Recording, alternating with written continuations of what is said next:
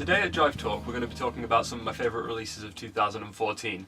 Again, this has been an absolutely incredible year for music, and bands seem to be stepping up their game both in terms of production, in terms of songwriting, in terms of the overall product of a record. Labels are stepping up their game. Production on every record that I'm talking about today has just been incredible, so let's dive straight into it. So the first record I'm going to be talking about is, if I can get it out, there we go, Pleasant Living by Tiny Moving Parts. This came out on Triple Crown Records, and the last LP by Tiny Moving Parts was called This Couch is Long and Full of Friendship, which was a great record and I loved it intensely. The first time I heard this album, it seemed to have lacked a bit of the urgency and immediacy that the first LP had, but with a few repeated listens, it turns out that this album is mature in a way that sort of bands of this genre don't really deal with, and technically the album is just stunning. Like, all the musicianship of this record is incredible. It was also produced by Jay Robbins of Jawbox and Burning Airlines fame. Everything, I believe, was recorded live, and to just think of something of this sort of technical mastering was recorded like that is incredible. It sounds great, it looks good. If you can sort of see, it's got a letterpress cover. And then if you pull this out, there is a huge fold-out poster, which is kind of cool. And it's got the lyrics on the other side, but we don't really need to be seeing that. So yeah, there you go, that's the first album. The next thing I'm going to be talking about is World Peace is None of Your Business by Morrissey. We knew this was going to come up because everyone has to talk about Morrissey as one of the best human beings on the planet. We're not going to mince words here. But this, as opposed to looking at the LP, this is just a promo 10-inch that came out with the release of the album, which is kind of funny to talk about because it was a real hassle to find, and I had to ring up all the local HMVs because they were the only place in the UK that was stocking it. So it was a relief to get this, and it was a relief to hear Morrissey still on form after all these years.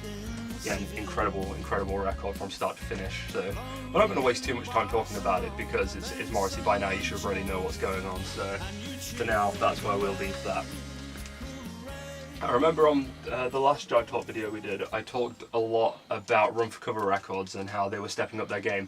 I also called Daylight Jar instead of Daylight, but now they're called Super Heaven, so we were all wrong. Never mind. So this is Lost Over by Cloakroom. This is to preface the new record that will be coming out in early 2015. The A-side is Lost Over, which will appear on the record, but today I'm going to be focusing on the B-side, which is exclusive to this 7-inch, which comes on this real cool sort of green and yellow haze, depending on which side of the record you're playing, I guess. But the B-side, Dream Warden, has Matt Talbot of Hum fame singing on it. I'm sure that at Jivetalk I've spoken about how much I appreciate Matt Talbot's music and the guitar tones that Hum were coming out with and everything, and that kind of introduced me to the whole shoegaze thing, which seems to have blown up a bit this year. But this is definitely an amazing 7-inch. Matt Talbot sings on this. He also engineered and recorded everything on this 7-inch and everything that's coming on the new album, which was done at his studio Earth Analog.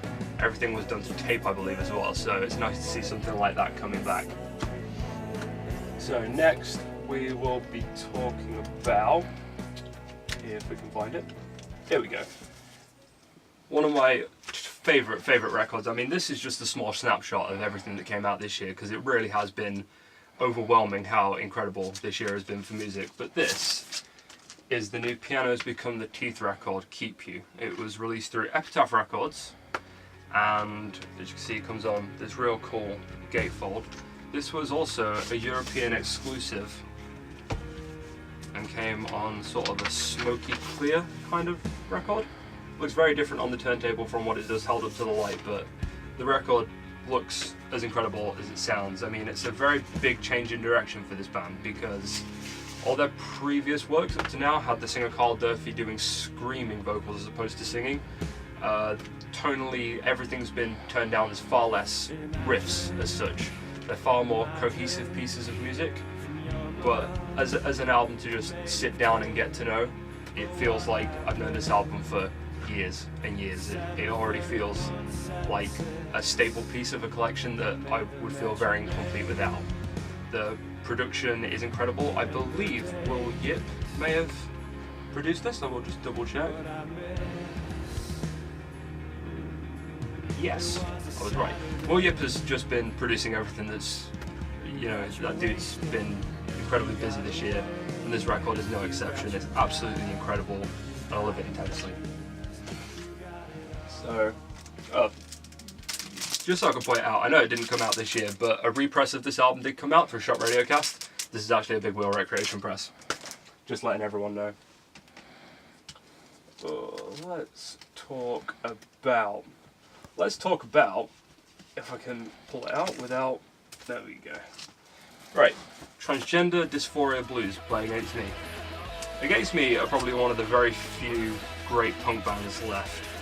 And I mean, the story of Against Me and Laura Jane Grace now is incredibly well documented, but that aside, like, I really wish that there was less talk of what was going on in Laura Jane Grace's personal life and more talk about this record, because I believe that in a way that's kind of getting overlooked slightly, because this album is ridiculous. Like, it's so angry, it's so visceral, and the production is incredible. I believe that Laura Jane Grace did a lot of the production and recording of the album. The artwork's incredible, it's got a message that most records just aren't dealing with. It's very brave, it's very championed, and if you have heard about the Laura Jane Grace story but you haven't heard what Against Me are dealing with right now, just give it a chance, because, you know, a few years back an album called White Crosses by this band came out, and that's when I really started paying attention and sort of went back through their back catalogue from there and rediscovered everything that I loved about this band, and this album just, again, steps it up completely. It's ridiculous. It's a real good record. So I would think, lastly, I've got to talk about my favourite album of the year, which is Guilty of Everything by Nothing. This band are a band that I discovered maybe late 2013 when I saw a free download of their previous EP, Downward Years to Come, and sort of started paying attention. And when this album came out, I think Dig was the first song that came out.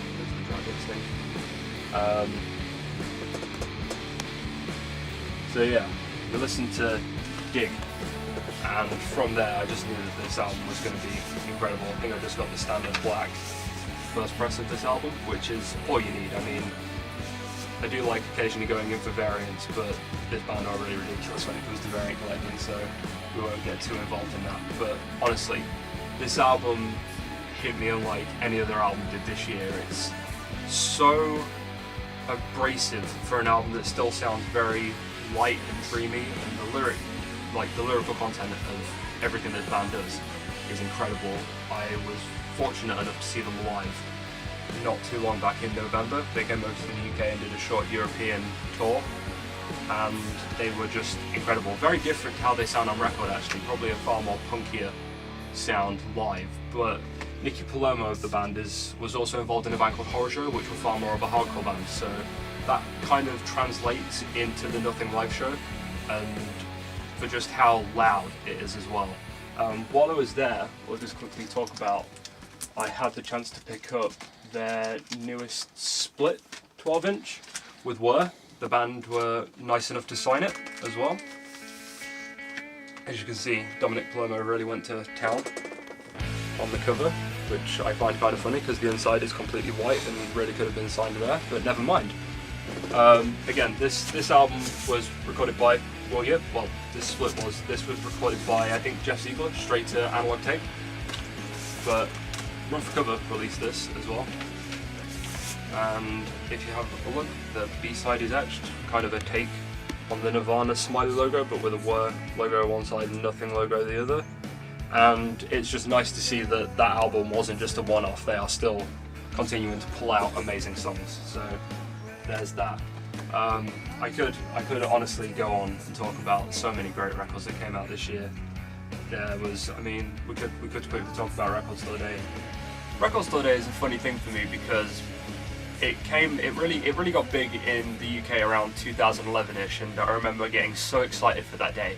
And it seems with every year I get marginally less enthusiastic about getting up at 5 o'clock in the morning to wait outside the record store. Don't get me wrong, I love supporting my local record store, and you know, it's not just for one day, and I've been going to the same record store for 10 years. It's a great thing to do, and it's lovely to see so many people lined up and enthusiastic about the same thing. But there are some downsides to it. We could get into it, but you sort of know what's going on. But some of the main highlights of Record Store Day for me were An Ideal for Living by Joy Division. I haven't actually taken this out of the cellophane yet because I honestly have so many copies of this on vinyl and CD already. I know what the tracks sound like. I know what they sound like on a 12-inch. I know what they sound, you know, I know what this is going to sound like. I know what it's going to look like. I just haven't, I'm not purposely keeping it in the cellophane. It's just, I have no real reason to take it out yet. But yeah, I was very enthusiastic about getting this, and there was only a few copies in the shop. I feel very lucky to have actually grabbed a copy. And the main interest of Record Store Day for me this year was this box set by Dinosaur Jr, which is obviously a reissue of some early singles. So not sort of anything new as such, but for me it really was, because there's so much going on in this sort of package. Like, there's a real big art book, sort of notes from the artist that did all of the early Dinosaur Jr artwork. And I mean, Dinosaur Jr for a start are an incredible band, and sort of the older I get, the more I realise what an influence sort of Dinosaur Jr and J Mascis are. But I mean, it just collects some early 7-inches, and then there's a bonus sort of covers 7-inch that I don't think is available anywhere else, although the tracks are available on sort of compilation 12-inches and such. But that was the real heavy hitter for me for Record Store Day, and it sort of goes to show that although a lot of people do tend to complain about it, that was a real well put together package. And it looks incredible, it sounds incredible, it's kind of authentic and sticks to the original look of those 7-inches. I mean, just to pull one out quickly and show you like just how the labels kind of look similar. It still retains that like nice big whole 7-inch kind of look.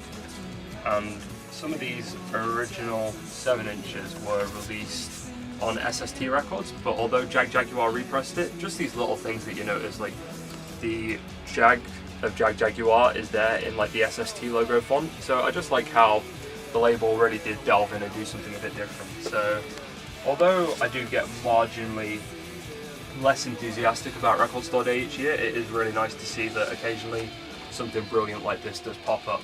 So I mean, this is a real small view of everything that came out this year. I could talk for hours and hours, but I probably already talked too long as it is. But we'll be back next year. I'll be talking about all the great records that have come out. I'll be talking about how great the packaging was for the records. You know, it's just nice to be able to talk about these things. It's nice that people are really gaining an interest. You've seen, I read somewhere that vinyl sales have increased again this year. Some people complain about that. I think that's a great thing. I think if more people are buying physical music, more people investing in what a band is up to, more people are sort of looking at the artwork, reading the liner notes, sitting there with a lyric sheet and just absorbing music, I think that's a wonderful thing. So as long as people are doing that, I'll be talking about it. Thank you very much. See you later.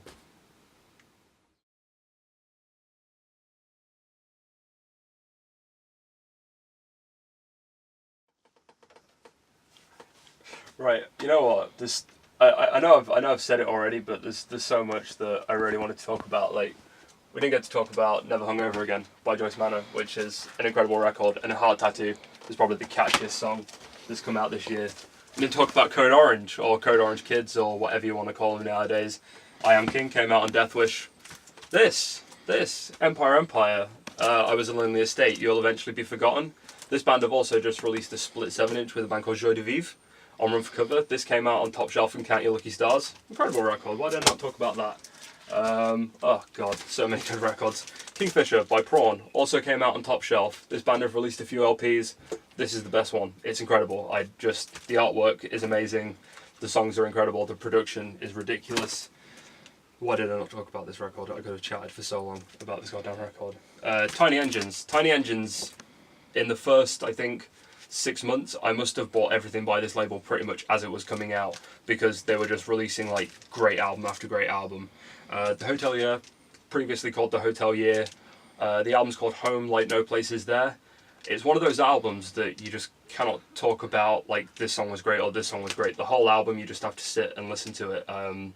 We're definitely running out of time now, but please, please, please listen to this record because it's one of the coolest things I've heard. And if you can devote 40 minutes of solid time to just listen to an album from start to finish, please do, because I'm not picking out a track. You just got to stick it on and listen to it. But I'll pull out everything, I'm sorry. So yeah, let's stop there.